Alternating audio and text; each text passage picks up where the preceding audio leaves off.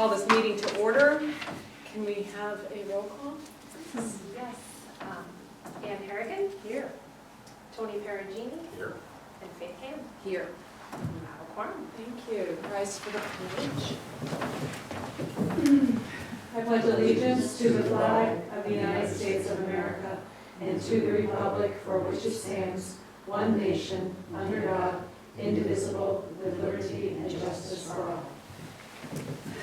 Okay, so we do have a slight adjustment, proposed adjustment to our agenda, and that is the discussion of a new program called the Connecticut Automatic Emissions Program. So I would like to add that to the end of the informational items, but to do so, I will need a motion to amend the agenda to include it. So, do we have a second? Okay, all in favor? Aye. Okay, passes unanimously, so we'll discuss that as item D under informational items. Thanks, everybody. Okay, so first order of business would be public comment. Do we have any? We have none. We have no comment tonight, and we have no audience tonight either. Second item on the agenda is the review of the minutes of our October 17th, 2022 meeting. You all have received the minutes and reviewed them. Do I have a motion to accept them? So moved. Okay. Any discussion on the minutes, corrections, amendments? Okay, no discussion, no amendments, so all in favor of passing of minutes? I don't know if it was second. Yeah, I did. Okay, all in favor of passing the minutes, say aye, or raise your aye. That's right, okay. All right, our new business. We are going to have a review of the high school program of study changes. So, So you have it in your packet, and I'll just go through each course at a time, so if you have any questions, let me know. The first course, we have two new science courses, the first two. The first one, experimentation and discovery in the chemistry lab. And you can see in each column, the description in terms of it will be a semester course offered to grade 11, 12, CP level. You had to have taken some form of chemistry prior to that to take this. And the focus really is that it's another CP option for students to fulfill their science credit. And it's offered as a physical science. We already have some half-year courses that are life science and earth science. So this is a physical science that would be new to our course offerings. The next course is exploration of science phenomena, research practices and action. Half-year course, so semester offered to grades 9 through 11, CCP level, and just teacher recommendations, so you don't have to have taken courses. And the focus of this is that students are going to be self-designing their research projects associated mostly with science and engineering. We don't have a research based, although we do research in a lot of our courses, and especially science courses. This is an actual research-based elective. So that's up as another science offering for next year. Any questions so far? self-design, they will have guidance. Oh, yes, Yeah, definitely. obviously, Yeah. okay, Yeah. okay. Okay, so the next two courses are music related. We have the ECE Popular Music and Diversity in American Society. Greg Bell, the choral director, proposed this course as one of the ECE offerings the music department could have. You'll notice it's a semester, grades 11, 12. And, he's vying for this because it's about the different genres of music. They're going to go into jazz, blues, the top 40, rock, hip hop. It's a college credit because it's ECE. And it's also something that would satisfy the fine art requirement for graduation. So he wanted to propose this as a new add-on for the music department. Then the next one, beginning guitar, which is semester, grades 9 through 12, CP level.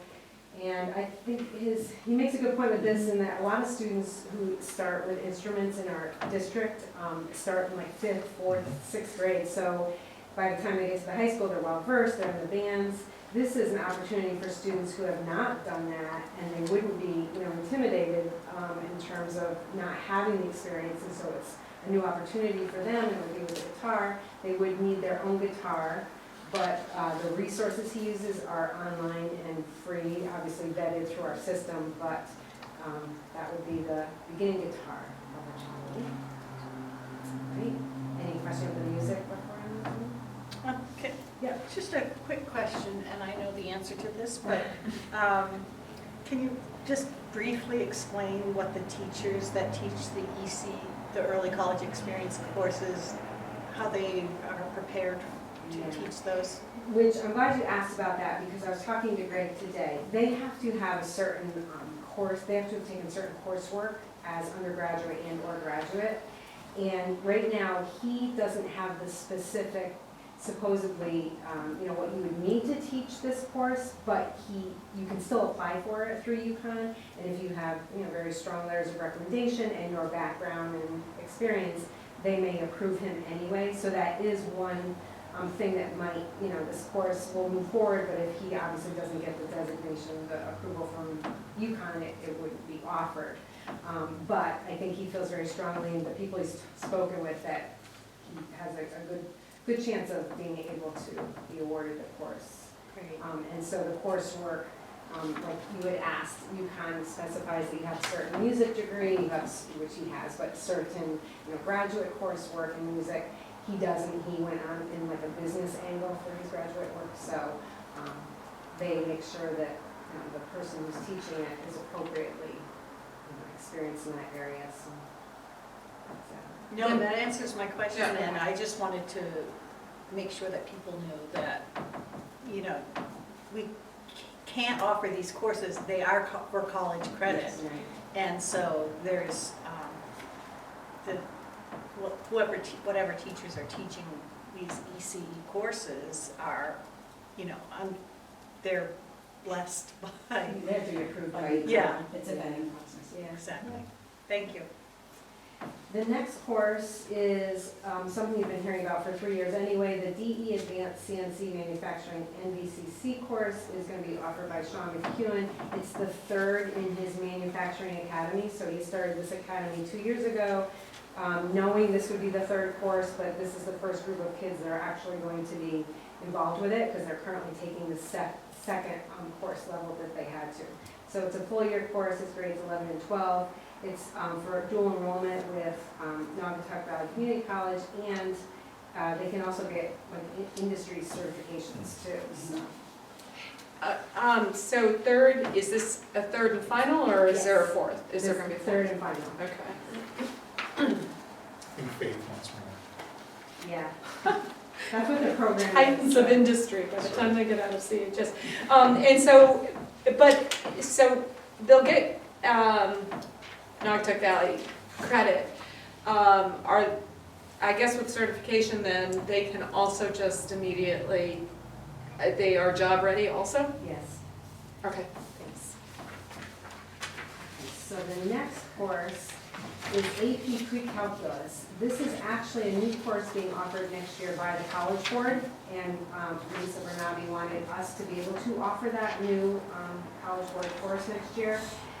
It is, we currently teach pre-calculus at different levels, but we also teach a course called Math Analysis, which you'll see later in the chart, we're going to delete that course or make it obsolete, because Math Analysis, the person who teaches Math Analysis currently was actually previewing the AP Pre-Calc course that's going to be starting next year for the College Board, and it really is the same material. So we're actually already teaching this course, so why not make it a pre-calc so students can get college credit also. So, and that would be offered to its full year. It's AP 9 through 12, and students, the beauty of this course is that students can come into grade 9 just having algebra starting in grade 9 and get to this level course by senior year, because they'll have their algebra, geometry, algebra 2, and then they could get into this course. Or they could have taken algebra prior to grade 9, and this would fit in as a nice course prior to AP Calculus. So it kind of has a couple of possibilities for students there. The next one's a little bit different. It's ECE. If you love it, teach it. And it's a half-year course through UConn grades 11, 12. Jack Oleksovich, who's a science teacher, and Amy Feliciano, who's our reading specialist and English teacher, decided they wanted to offer this course. It complements the course we currently have as cadet teaching, which I'm sure you're aware of, that we teach. Leslie Pear teaches that through the business department. It really complements the course. We made sure that the three of them sat down together with Mary and I and went through both courses, and that they would actually both fit for us. The cadet teaching focuses very much on actual teaching of lessons. They go to the elementary schools, they pair up with teachers for quite a few weeks and actually teach in their classes. Like one lesson, do a lot of observing. They touch on special ed topics, whereas this course, this ECE course, is more of a holistic approach to education. If you notice, it talks towards the bottom, it describes how it introduces the historical, philosophical, social foundation of education, and they also do some field work of about 10 hours and projects, but it's like a complement to our cadet teaching program. So someone could actually take both courses and they could get college credit for this one. What's the genesis of this course? Did it come out of UConn, or did you guys, okay. Yeah, it's a UConn ECE course, and it was actually, Jack Oleksovich is currently teaching the ECE Bio, AP ECE Okay. Bio we have, and he's just very interested in learning and education, and he was on their website and looking at the courses that they offer, and he and Amy have worked together for years with Amy would go into his class and as a reading specialist and help support the different levels of textbook reading. So they've worked well together for years, and when he saw this, he went to her and said, "This is so exciting, do you want to do this with me?" So that's kind of where it came from. And do you know how many other schools in the state? I don't. Okay, I don't just know. curious. We Okay. can look into that. No, just curious. Okay, thank you. So the next two courses are theater courses. One is Advanced Theater CCP, and one is the Fundamentals of Theater CCP. We currently teach Advanced Theater CP, and we currently teach Fundamentals of Theater CP.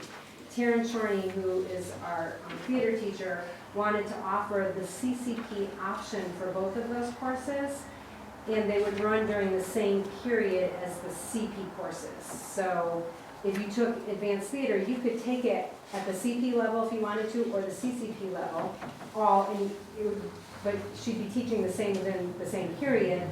You just would know that your options are, that you're taking on additional coursework and challenges, and she would be the gatekeeper of that during that. The syllabus would look different for each of those courses, Exactly. and the requirements would be different for the students in them, but it would be co-listed. And it's similar to what we do with music courses.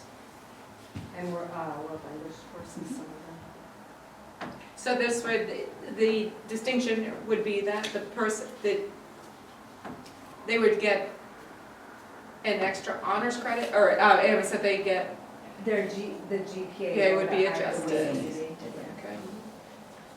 So to encourage more students to take the theater course, so they can have, we could also fulfill the arts requirements. Right. Correct. So I'm curious how this is going to encourage them to take more. Well, I think that, you've probably seen our plays and musicals. We Yeah. have so many talented students. So I think we want to continue to grow that, and students they look for more of a challenge. Our students look for more of a challenge in their coursework. So, if they saw that it was CCP, their interest might be piqued a little bit more as to being, taking that, and they're willing to take on extra coursework to do that too. It recognizes the level of depth of the class. So students who really want to go a little bit further in what they're already doing would have that option through this. We do the same thing at the college level with honors courses.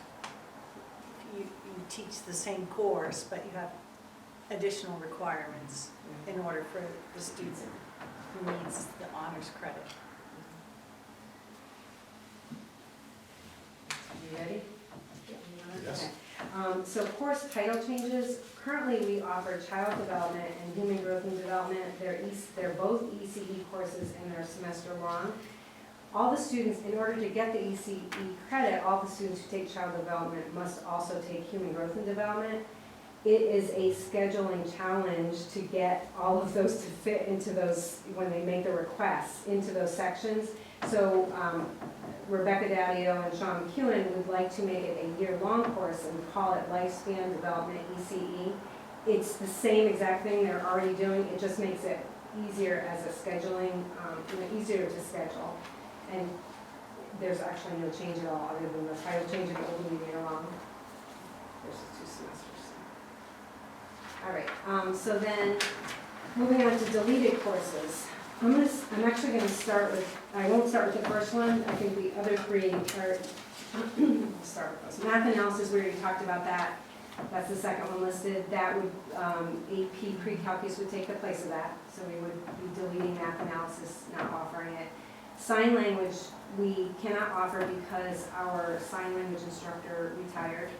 So that would be pulled from, right now it's currently still in the program of studies, but needs to be taken out because we didn't offer it this year, we don't have an instructor. Healthy balance is currently being taught through, not really taught, but being shared through advisory. It's our mindfulness course. And so all 9th grade students are getting that through our 40-minute advisories 1 or 2 times a month. So these will actually be deleted as courses in our program of studies. To go back up to the first one, we currently have Algebra 1 CCP, we have Algebra 1 CP3, and we have Algebra 1 CP2, actually. We are going to delete Algebra 1 CCP. Right now we have about 24 students in that this year. However, prior years we've had like 12, 14. It's been dwindling for the most part. And we feel that we can fulfill these students, their needs with either them moving to geometry or being in the Algebra 1 CP class. I'm sorry, MAO 112 CP. So we will have MAO 112 CP, and then we will have MAO 113A CP. That class currently does and will continue to meet every day. It's a credit and a half. So that is for our learners that, need a little bit more support with the Algebra 1 freshmen. Any questions on those?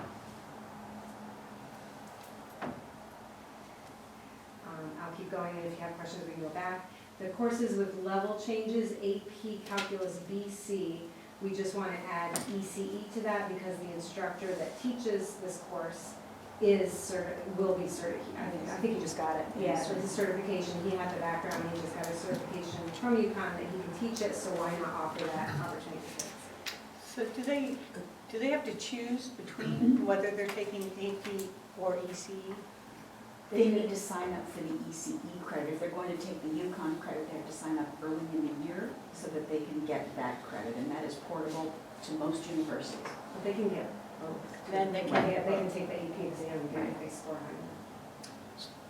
So Capitalist, it's been a long time, so I apologize. BC, is there an AB or Yes. something? One is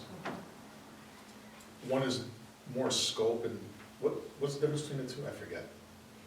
That's a good question, to be I- honest with you. I should know this, but it's been a long To time. me, I see A, B, B, C, and I think English, because that's the teacher I was, so I think the alphabet. No, the A, B, I really don't know the difference. I I know think the this is students can more take both. In depth, It's more in depth. Yes. The We usually BC have level is more much more in depth, Okay. it's a little more abstract. yeah, okay. And students get into higher level concepts and they're applying, they're doing a lot of application. I think we tend to have more students take the A, B Mhm. than B, C, so. And then the last one, prerequisite change, falls under web and app design right now is offered grades 10 through 12, but they would like to offer it grades 9 through 12 just to open it up for more students. That's great. So that is it. And there's no prerequisites or anything to keep first-year students all the way through.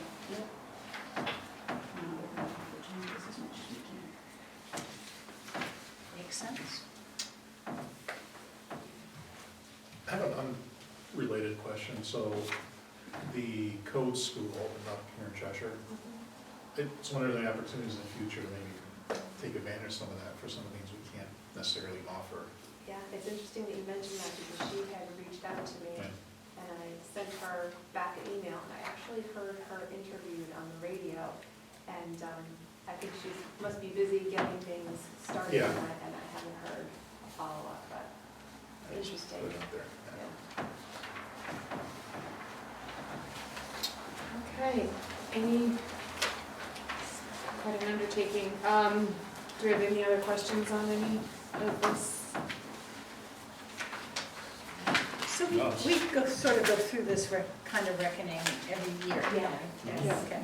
This time every year. And this is for the upcoming school year? Yeah. 23. 23, Yes. 24. Boy, say that. Okay. All right, well, thank you. Thank you. Next on the agenda, we're going to move into informational items. First up is the Right to Read Act. So I included in your packet this sort of one-page, two-side overview of the Right to Read Act that actually comes directly from the State Department's website. So you can see it kind of gives a little overview.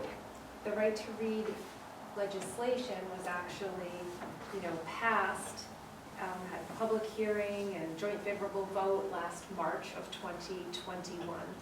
Then it was, kind of brings you through, was signed by the governor in July. And as part of that, they, established this center in the State Department of Education. And they have this Reading Leadership Implementation Council. What happened next is that they approved not curriculum, but instructional materials for boards of ed to select or districts to select. And supposedly this is all based on the science of reading.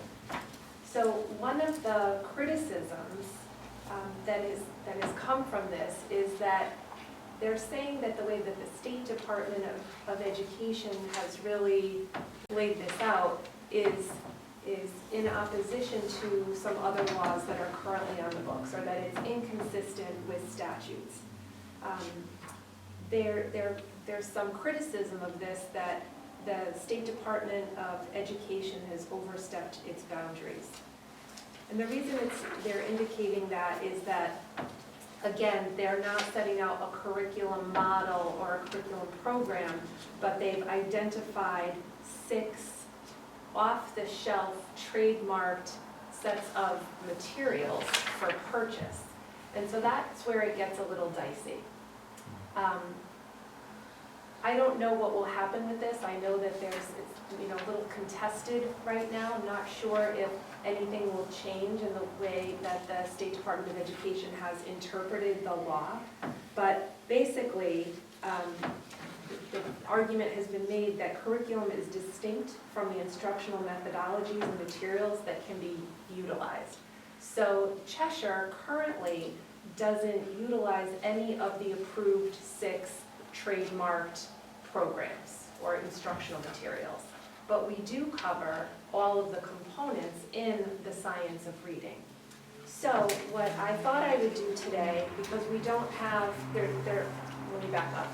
The Connecticut State Department of Education, through the legislation, has said, well, if we need to provide a waiver for any districts that aren't utilizing this program or this model, even though they haven't identified models. And in our estimation, we've done well with our model because it's not an off-the-shelf model, but it's directly tied to the science of reading and the core components of that. And we have data to substantiate that in K through 3, this only applies to K through 3 reading, that we've done well by our students. So whether or not that waiver goes forward, I guess it's kind of like more will be revealed, and we'll wait to find out. But some of the information that state would be looking at, according to the statute, is this next piece of paper that I shared with you, the very brightly colored one. So this just gives you a little flavor of the components to the science of reading that we have covered. So in this first one, you'll look, and this is a kindergarten assessment from March of 2021. And that indicates on that nonsense word fluency assessment, which really assesses phonics and decoding, here's where our band levels are. And we've broken that down by students with disabilities, students who don't have disabilities, and then by ethnicity. When you see the little asterisks, it means that there are, less than 10, did we say? Yeah. Less than 10 students, and so you would be able to identify those students if we, put too much information out there. So we're not providing specific information. In grade 1, we're looking at the book levels that students are being assessed at, which is looking at decoding, fluency, and comprehension. In second grade, we're looking at fluency by looking at the RCBM, the Reading Curriculum-Based Measurement, and all of our students receive these. And then in third grade, I've cited the reading inventory, which you've heard us talk about before. So this gives you like a little snapshot as to the pieces of the science of reading and those components and where our students are.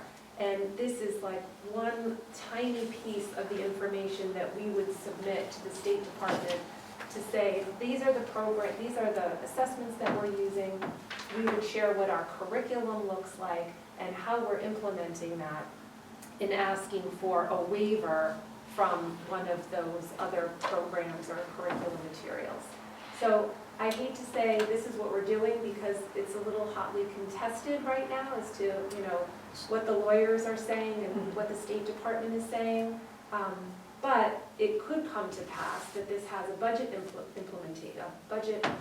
implication if we have to purchase one of those canned programs that we could perhaps get a waiver for 1 year, but then we would need to implement in the following year.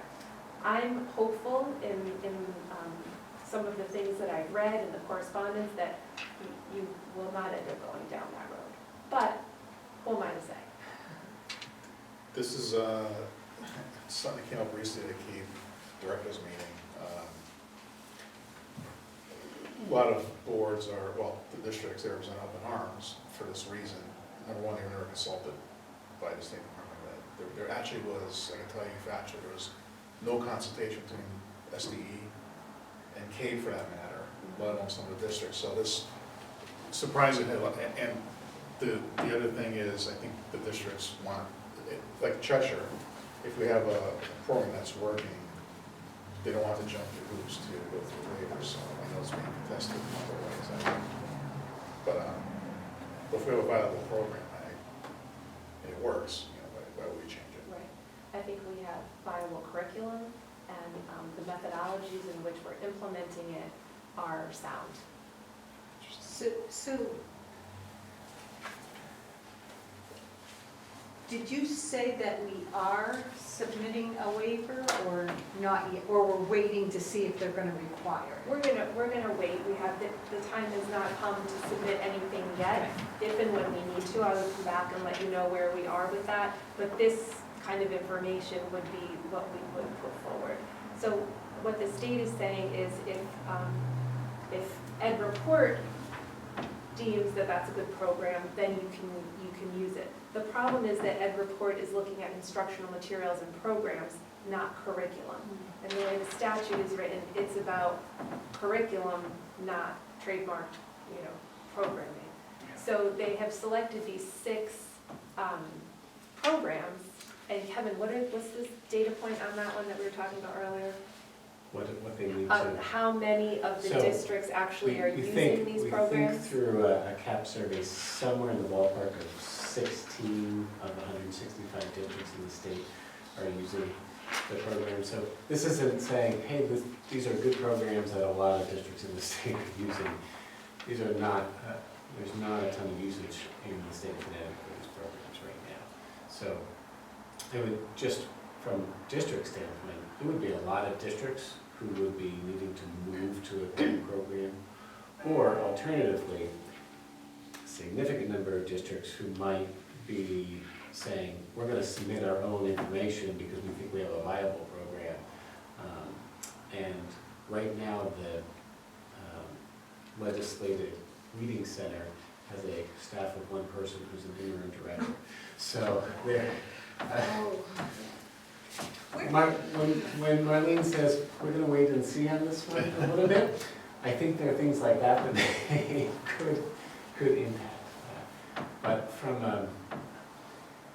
a what curriculum standpoint, from what they're looking for, they're really looking for programs that address phonemic awareness, phonics, decoding, fluency, vocabulary comprehension. There's also an element of paying really close attention to dyslexia in the state, because it is still a relatively new diagnosis from a state special education standpoint, not from a broad standpoint. So making sure that you have checks in there to make sure you're screening for students who might have dyslexia. From my vantage point, the good news is we already have a sound curriculum, and everything that we've done from this standpoint. If you remember the showcase last fall where Pat Castle and our kindergarten teachers were doing some of the phonics whiteboards with you and said, those are all the practices that are going to be important, especially for this early reading front. It doesn't mean that there might not be things we'd have to pay attention to if we did ultimately decide to submit something. But from my vantage point, we're in pretty good shape. The sample data that we're sharing with you, the state would be looking for, part of the reason we're sharing is it shows that we're assessing regularly these different areas. So we do have some assessments that are going to get phonics and decoding. We do have assessments that are going to get fluency. We are assessing for comprehension on a regular basis. And our results, although not perfect across the board, show a lot of student strength and strong student performance on that front. As it stands right now, we would be looking for multiple years of this kind of information. So this is just a sample of what we would provide, should it come to be. But from my vantage point, I think we have strong practices, strong curriculum, strong results, and anything that we have been doing recently only puts us on more solid ground for having a viable, because you'll see in there they want an evidence-based best practice curriculum. That's what we're leaning on. So does this come from the U.S. Department of Education? Where's the right to read come from? This came from legislation. Well, legislature, but But through the state. state, yes. but It through the was state. legislated, so the state had to interpret that legislation and put something into place. Connecticut is not the only state who had similar legislation, so I can't say there are many other states who have had similar legislation, and I'm not sure where that legislation lobbying came from. As I understand this, though, this was originally intended to shore up real disparities and holes in, especially the Alliance districts. How did it jump to, It's a great question. okay. I think that literally, I'm not making And up it was that. a misinterpretation, or? No, it literally, that's the question That everybody wants. the CAVE Executive Board has, it can't get answers from SDE, and can't figure out who the legislators were that offered this. We're just trying to find out how it got to that point. I don't know. Oh, I certainly can't. It seems like a good attempt at addressing the K through 3 early adoption. Got it. But the sausage making, Yeah. it seems like a lot of ingredients are mixed. I don't know if it was, because I see July 2023 as the adoption. So I don't know if they felt rushed, but that's something we're going to bring to the conference this week. I don't know. It just seems like a Yeah, mystery. no, okay, that's that question that'll linger out there, maybe we'll find an answer and maybe someone. But just in terms of interpreting this data, band 3 and band 4, At or above grade level. at or above, so 4 is at or above, or 3 is also? 3 is at grade level, 4 is above grade level. So we have all kindergarten students, here goes my math, shh, don't No, say you got it. anything. Yeah? No, but 90% of our kids are at or above grade level, and Kindergarten, yeah. On the they're- nine-six word fluency, yeah, 91%. Grade 2, a little bit lower, but And that's measuring fluency, so that's True. measuring something Okay, a you're little right, you're right. differently. Yep. So I just, clearly, we're doing the job here. I guess I am. When you look at comprehension by third grade, and you can see that, what is that, 45, 70, Yeah, yeah, that's a, 82%. yeah. Yeah, so, I guess, there was another question, and now it's gone, oh, that was in your moment, don't come back. That's all right. These kids are reading, okay. Oh, it was so good, we would have solved the whole problem. And now it's gone, so we, oh, It'll come back. so unless the state fixes this, assume we get the waiver, because we've met the metrics, are we going to have to file for a waiver every year? That's are all good questions, but those remain to be seen, because they're contesting what the waiver is actually waiving, right? So Right. it appeared that you could waive and say that you have another curriculum to do this, and you're getting to the same things. Now the waiver seems to be set up as, well, you could only waive if you're using one of the programs approved by EdSite, and there's 2 other companies. So they're sort of conflating curriculum for program and instructional materials. And that's where it's getting tricky. Whereas prior, we thought, oh, we have a very strong program, we can apply for this waiver because we are teaching all the components necessary for a good best practices reading program. That's now shifted to be a canned program or a trademarked program or these instructional materials, not just a model. So I think that's why I say I think there's some work to be done. And the And- questions that you have are the same Yeah, ones that I have. I'm sure, and so you'll keep us apprised on next steps if we don't get a Yeah. show up with pitchforks and students in change. No, I'm not gonna go there, but I'm just saying, there has to be some way that if we fail, that the rest of us can get involved somehow. And I think too, as Kevin alluded to, this legislation came down pretty quickly. The state had to rally to do this. They don't have some of the staffing to do this, so I don't know. And it's not widely used throughout United districts, so If I, we're not the only ones. no, if I think I'm reading too much in between the lines, but of the 6, Approved programs, yeah. I get the sense that's probably not going to be the best programs based on what we have today. Well, we don't use any of them. But Sanjay, if you look into them, Diplomatic. and maybe, imagine if they were worthwhile, we'd probably be talking about it, but I get the sense that right now it doesn't look like that's the case. But we'll see. More to come?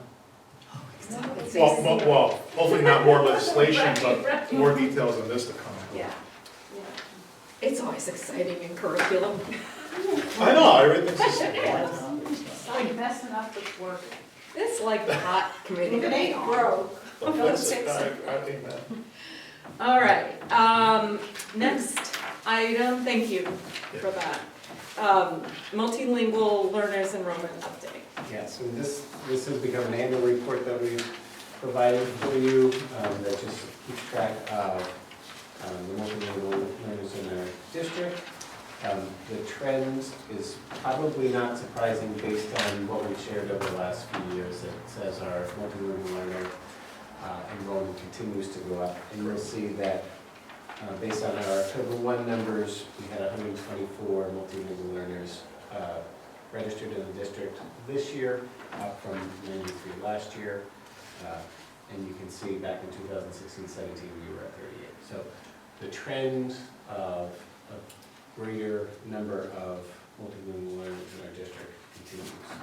You'll see that also on that front page, we have reported, but not the top 5 other languages that students are speaking.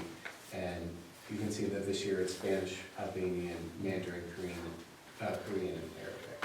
And that only represents, like Kevin said, those are the top 5. We have over 20 languages spoken. Yes. And this also just represents those students who are identified as multilingual learners, which means they're not yet at a certain proficiency in English. We have far more families and students who have met proficiency. So we actually have a lot more students who are multilingual in the district, not identified as multilingual learners. So it looks like it's growing and growing and growing, but I think it would be interesting to know what percentage So is, this. because our enrollment is Right. growing. We're still considered a low incidence district. So we have we've this year gone over 3% of That's- our Yeah. learners as multilingual learners. And we've been in the 1 to 2% range. So this is we're just 3%. Still So pretty low. from an outside perspective, we would still be considered a low incidence district. Numbers of students, however, it's a significant increase, especially over the last 3 to 4 years. Yeah. You'll see on that second page that the greatest increase continues to be at Highland, which is a little not too far behind. But we have 51 multilingual learner students at Highland School this year. And by grade level, the grade level trends on the following page do follow what has historically been the case for us, which is we have the most multilingual learners in that second, third, fourth grade area. And what tends to happen is if they've been in the district and in school for a while, their language acquisition improves, and they ultimately pass the last links and are no longer considered multilingual learners. So the drop-off from 3rd to 4th to 5th grade is not any students moving out, it's them demonstrating proficiency. So that's why we see that in those primary grades going into the early intermediate grades. That's where the drop-off. Just a few notes. We are continuing our professional development relationship with ACES. They have a new consultant this year who, we really liked our consultant last year. Our consultant this year, we have had to add many sessions because teacher word of mouth is, wow, this is really, really great professional development. And so we have teachers seeking, are there any more of those sessions? My colleague just came back from a half-day training with our ACES consultant. So to date, we've had 67 teachers who have either been trained or are scheduled to be trained, and that's a high number. In an introductory and now overview for students. And we also have hers for some coaching work a little bit later on. Trying to get her for a few more days because I had planned to balance this introductory professional development with coaching. Well, the introductory PD is taking up more of our slots, so I'm trying to get some few more days out. But I don't think we're unique in appreciating the work that she's doing because her scheduling person is like, I'm not sure how many more days she has. So we'll see what we can do. So I was going to ask what that meant to our staffing. But it sounds like it's just our ELL teachers receiving the professional So, no, so development. we don't have designated EL teachers in the district. We did spend some money getting, from some ESSER money actually, to train some of our coaches and reading specialists to get them TESOL certified. But we don't have necessarily the numbers to craft a specific program. Now, not yet, but this is why we keep making sure that we're watching it really closely, because we may get to the point where we do need to hire a dedicated person. And as a matter of fact, as we look at the numbers for Highland, Highland's numbers are up there, and it may come to pass that, we're still crunching some of the numbers and looking at some of it, that the better thing to do is to have a TESOL certified person there to provide services, not just to the students, but to the teachers. So the way it looks right now is we have some of these TESOL certified teachers who incidentally are our RAMs, our ARAM, or our reading consultants. So we're able to sort of tailor them where they need to go. Also, we have someone at the middle school and a half-time person at the high school, because our numbers at the high school have jumped up to 16. I think we need to be cautious and judicious with that. I think we'll get to that as soon as this next budget cycle. That was my next question. We're still looking at it. Just got in the head. All right, awesome. I do- Well, that's why I said it the way I said it. I can't It's confirm coming it, up, but, right? you know, I wouldn't be surprised if we see something like that. But it hasn't been confirmed or written down in any of our stuff is yet. Well, I The other appreciate thing I that you're think keeping that's- an eye on these Yeah. things. The other thing that I think is so important, and I think maybe you and I have talked about this before, but these students who come in are learning a second Mhm. language. And so often, they're not appreciated for the fact that, you know, most people that we work with only speak one language, and these students are learning a second language. And we need to really celebrate that about them and recognize that, because oftentimes they keep it quiet. And so Kevin talked about, these are the students who are identified as a multilingual learner because they haven't passed the proficiency. We have lots of students who pass proficiency, whose family isn't necessarily passing proficiency, we have no way of knowing.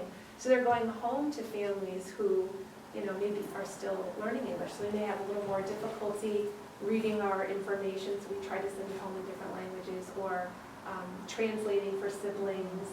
You know, Ryan's done a really tremendous job this year in getting translation services online for parent conferences. But we now have a designation within Power School. We call it a Forever EL designation, so that we know that, you know, if Ann Harrigan came in as a multilingual learner, and even though she's passed the proficiency, that we should keep an eye on her and all things related, because this isn't her first language. And we need to No, know and I that. like that idea that you said about celebrating. I mean, Yeah. we should brainstorm ways to really bring that, I think especially at the elementary levels, you could. Well, Maureen doing a actually shift. went to a conference last year and came back and said, I'd really like to look at this seal of biliteracy, not necessarily to applaud our English-speaking students who are already working at high levels, which certainly we could give them another award, but really for our multilingual learners who have learned this second language.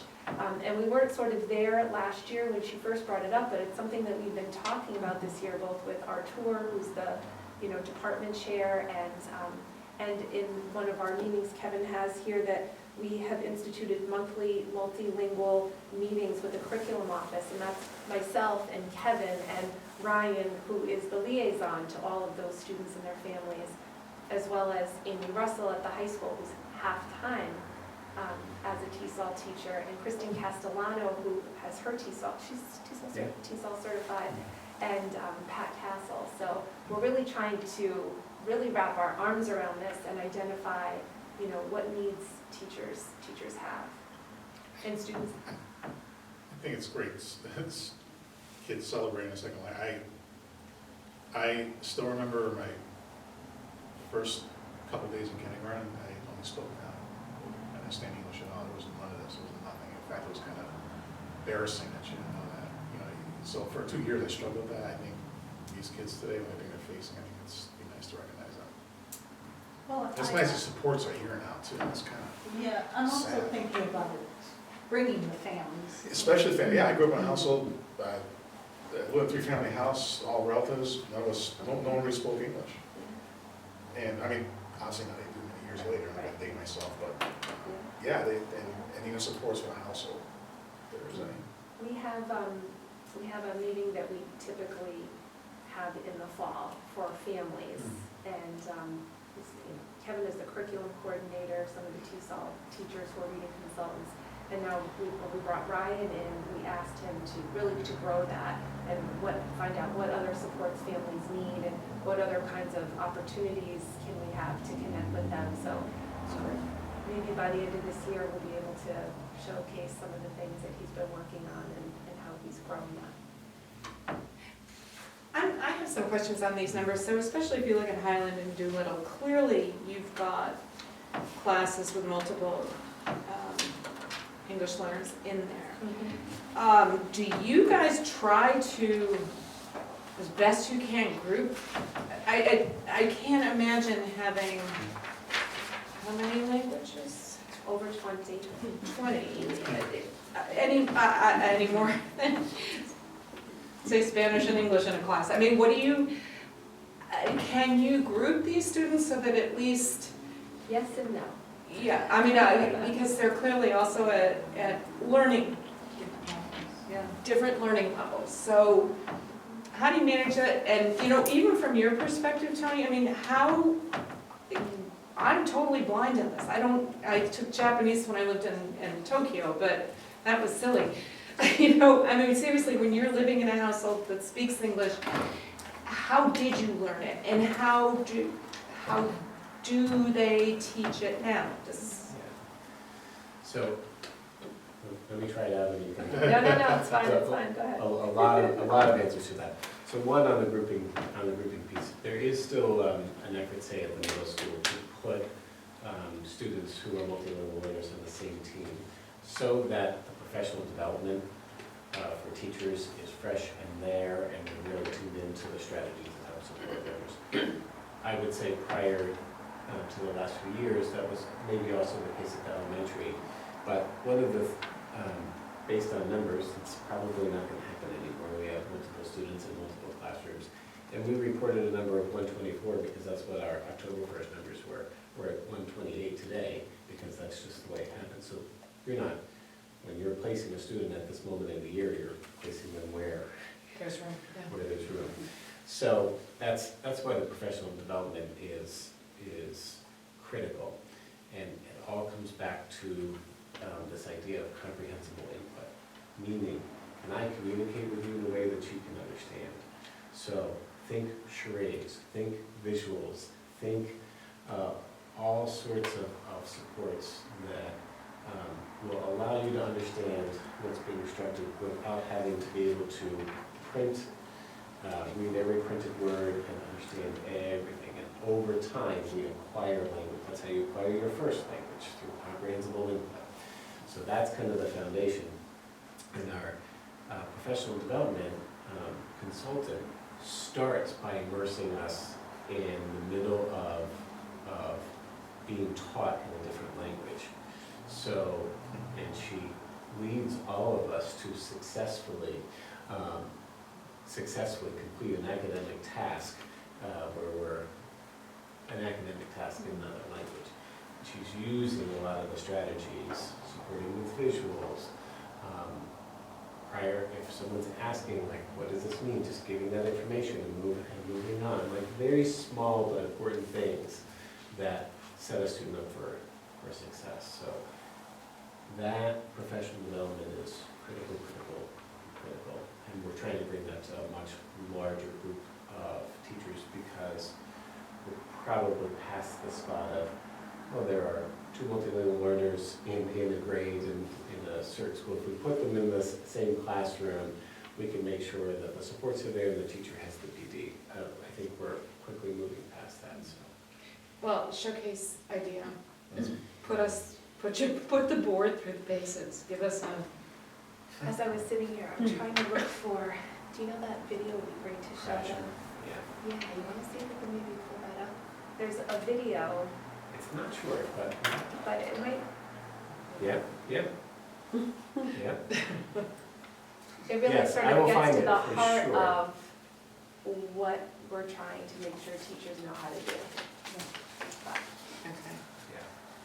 They just need to understand what they're doing when these young students, very young students, are immersed. Yeah, Yes. Well, They're not understanding everything. and when there's the stages that you go through. But they can understand more if the teachers are. Right. And when they first come in, if they're, brand new, newcomer to the country or so forth, they're going to just have to observe and sit back and take it all in. And so teachers tend to get a little nervous if they don't know if the student understands. And we try to do a lot of explaining that it's okay, as long as they know how to get to the bathroom, what to do if there's a fire drill, like some of the basics, where to get lunch, so forth, like, that's okay for right now. Like, imagine if you were plunked in Tokyo and trying to navigate it in a classroom or in a boardroom or anywhere, it would take a lot. And we try to make sure that they know sort of what the time frame is even to be able to get there.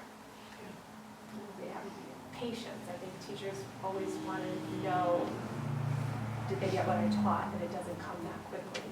But they get there. They get there. And a few things to know that almost always for a newcomer, if you're a newcomer, there's a silent period, a couple months in, so to know that, so you're not tasking the student to be verbal when they're in this silent period, and there's kind of a general timeline when that might happen. And then also to fight against the very natural inclinations we have to run everything through Google Translate. That's not for language acquisition, for acquiring language. That may help for that moment, that does not help you acquire language. So that's a hard thing to, because you just want them to know what it is. So some of those natural tendencies. Exactly that to my French students. Yeah. Some of those natural tendencies. Because they don't believe me. Yeah. Well, if you could share that link, that would be I great. do have it. What would you like to do with that? How long is it, Kevin? I know we have 2 more agenda items to Yeah. go through, but I could certainly You send can it just to them. send it. Yeah, just send Send it, it out to if you us, could. to all of us. Yeah. on the board. Help us, make us go through it, Talk about test it, be a us. quiz. That sounds good. In This- In that language, yes. Yeah, this is a researcher, Krashen, who, this video is from the 90s, but it looks like it's from the 70s.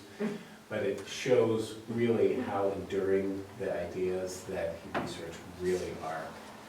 And you'll get it, and you'll chuckle at it. I can almost guarantee.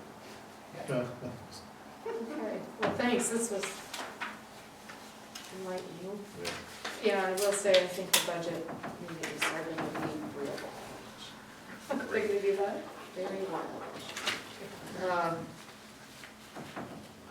I'm worried about, just all the stuff that's coming down that, what are you looking at? No, it sounds like you want to have more for the budget. It's long here. Anyway, all right, so next up is coaching update. Yeah, so this will be very informal, and I just wanted to, keep everyone in the loop. I've told you that we've been using ESSER funds as part of Bouncing Forward, and in part of doing that, we have been involved in coaching. And so we talked to you about how we sent a significant number, 14 of our staff, to a coaching training that was 4 days last year. We have a liaison at each building who's an administrator, along with our teachers who have received the coaching training. At the end of last year, they said to us, as we're trying to grow coaching, we believe that everyone can be coached, right? We talk about Tiger Woods having a coach and Tom Brady having a coach. Like, we ask for a coach or work with a coach to level up, to get even better. And we're trying to destigmatize the idea of a coach of, there must be something wrong that you need a coach. That's the opposite of what we're trying to do. And so this year, we brought another group to a coaching workshop that was really like, what does coaching look like? What is this all about? And so we brought an administrator from every building, along with 2 teachers from every building, to hear more about coaching. And those teachers are now going to participate in coaching and then share with us what it was like. And if they felt like it was a positive experience and they got something out of it, they will present along with the principal and the liaison and the coaches from last year on whether or not this was helpful. Because we don't want to keep paying for something or keep going down the road of something if it really isn't helpful to teachers and isn't good for kids and paying off in the classroom. So this year we sent another group. In addition to that, we're working with the Connecticut Science Center, who I know you've heard me talk about, and the Next Generation Science Standards, but keep in mind that when the Next Generation Science Standards came out, the state did not have a model curriculum to share with us to say, this is what all districts can use. Every district was really on their own to navigate this on their own. And so this year, we're really focused on our secondary teachers and students for understanding the concepts of science in the new standards. And as part of that, the Connecticut Science Center will be coaching our teachers. And so we've got 3 levels, or 3, three coaching cycles at the high school. So all of our coaches at the high school will receive some coaching training this year. We're excited about that. They came last week and offered some feedback on some curriculum that was written over the summer. They're coming back this week for 2 days to do some observations in classrooms, and then we'll be back the following after the Thanksgiving holiday to provide some individual coaching to our teachers. So we're looking forward to that, and I think that will really help us make some gains. So if you have any questions, I'm happy to answer anything coaching related.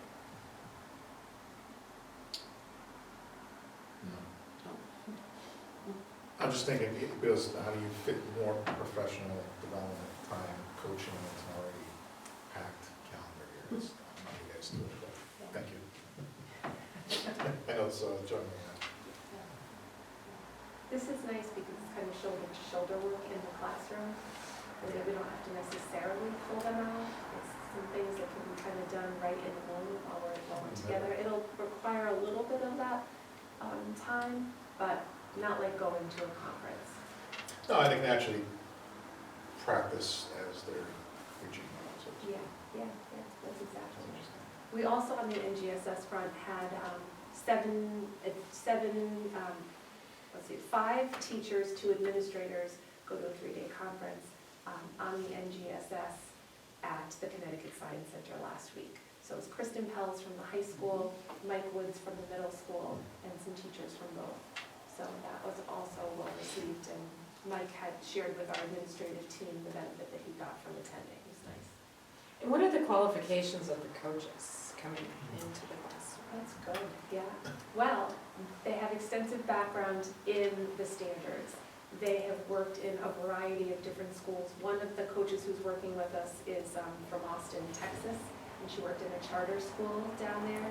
I'm trying to remember, I do have the background of Rachel, I can't remember offhand, but we specifically asked, and I think she was a high school science teacher, but I don't believe in Connecticut. It was elsewhere. They probably work for this nonprofit through I say it's the Science Center, it's the Mandel Academy at the Connecticut Science Center, so it's a nonprofit organization.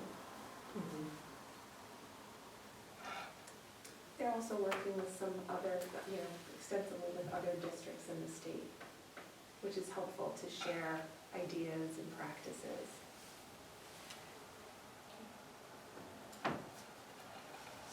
Okay, thanks. Sure. All right, and last but not least is item D, motion to, the Connecticut Automatic Admissions Program. So this is a brand new program, literally brand new program that just went online from the state of Connecticut, allowing this graduating class to access automatic admissions to Connecticut state universities, excluding UConn. A number of schools in the state could elect to participate. But right now it's the universities and colleges, including the community colleges in the state system. A student can meet, to get automatic admissions is in the top 30% of their class, utilizing the GPA as calculated using the College Board GPA, which means the 4-point scale. Most high schools in Connecticut, ours included, provides weighting for honors level, AP level courses. That is not part of the calculation. They just use the grade so that it's on a 4-point scale. So students will receive a letter, students who are eligible, indicating that they're in the top 30%, what their recalculated GPA is, and then they need to apply to this program. If they've already applied to one of the state universities, they can have that application fee refunded. They just go through a process requesting that. So it's a new program that's allowing our students to really have kind of a quick skip through the college application process and have access to all of our great state universities in Connecticut. So this letter will go out after informing you. I think this is one of those things that the state has done that is really going to be a benefit to students. Absolutely. I mean, taking the pressure off of them to apply to places like Central and Eastern, Southern Western. You've got Mitchell College, University of Bridgeport, University of New Haven, University of St. Joe's. I mean, this automatically engages them without having to go and jump through a lot of hoops. And they're not charging the application fee, which is fantastic. So how does this automatically happen? So what we do, and we've got our metric all set, is that we recalculate seniors' GPA based on College Board metric. And then a letter will be auto-generated to those students who qualify, and they'll be able to go through this process. So they'll be notified, yes, you qualify for automatic admissions, here is the process. And the process is they just have to send that to the schools? To the schools, and then if they've already applied, they'll get that refunded. Mhm. There's also a section on the back of this letter, if you look, that about guaranteed admission to Goodwin and the Connecticut State Community College system. So you can take 6 or more credits for free, tuition free. Yeah. And then this PACT program will cover the difference in tuition between what they're eligible for and what they would need to pay. So it covers the gap between federal and state grants and the tuition. And I don't believe there's, could be wrong, but FAFSA, really UConn, phase R, I think it's pretty much anyone is get the free tuition. Right. That's awesome. It really is. Well, especially for the community colleges that, anyone, but ones that offer trades, healthcare, that's a great way Sure. to Nursing show. programs. Yeah, yes, yeah, that's great. I wonder if this is going to expand to outside of Connecticut. It's a good question. I was meeting with someone the other day and talking about, I forget which state, there was another state, maybe it was Delaware, that was also going down this road, but I had the feeling from talking with him that Connecticut was blazing the trail on this. I could be wrong, but that was the feeling that I took away. It's exciting, it's great for our kids. Do any of these schools have reciprocity with out-of-state schools, or would they, for example, UConn, Connecticut students can go to, and I know UConn isn't participating, but Connecticut students can go to UMass Amherst or UMaine Orono, basically as an in-state student. I just would, and so I assume that they would apply the same admission standards, so I was just wondering if there's reciprocity, if that's how, that would be the in to out-of-state schools. Not that we've heard yet, but we could certainly look into it. I don't know the answer to that either, but I do know that I believe there's a new president of the Connecticut State University College system, and it sounds like he is making a concerted effort to make sure that the things that are happening at Central are similar to Eastern and Southern, so that's really like one system versus having different, 4 different systems. Yeah. So I think there's some positive things to come from that group. And you can't overemphasize this application process and cost Oh my as gosh. a deterrent to kids going to college. It's a real barrier. So, yeah, this sounds great. Keep blazing the trail, Connecticut.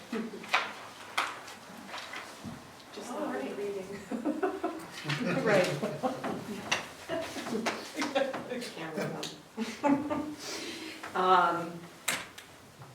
No, okay, well, that brings us to the end of the meeting, and so, do I have a motion to adjourn? Sure. A second? All in favor? Aye, we're done.